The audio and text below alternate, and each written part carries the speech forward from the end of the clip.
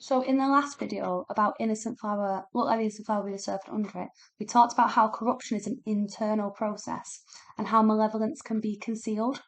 And we talked about the importance of kind of a stable self. Now, King Duncan is a stable, righteous, rightful king. He has divine right. He represents that kind of connection to God and how that connection to God provides stability for the whole country. Okay? But King Duncan has a flaw. King Duncan built an absolute trust on the Thane of Cawdor. Now, the Thane of Cawdor betrayed him. Yeah, the Thane of Cawdor betrayed him. He's going to be hung for his crimes.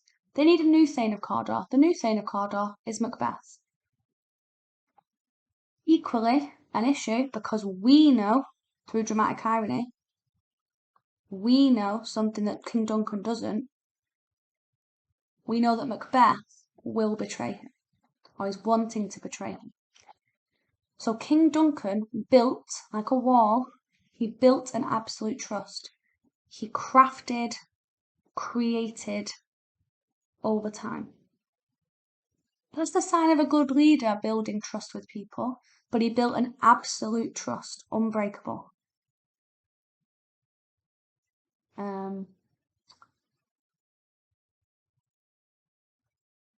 Solid.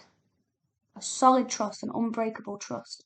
But he built this unbreakable, solid trust with a malevolent person. And again, we have this warning that malevolence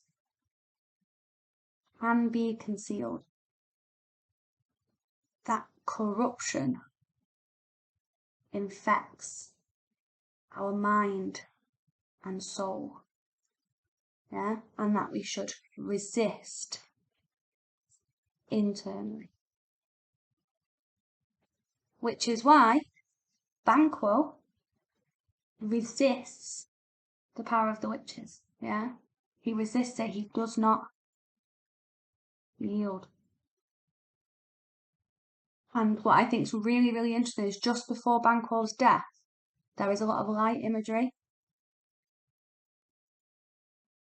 And he says, fly, Fleance, fly. When he saves his son, he dies for his son, doesn't he? Because Macbeth sends murderers to kill Banquo and Fleance. And this idea of light and fly connects him to heaven above. And this idea that his moral kind of centre, his morality, his moral soul, allows him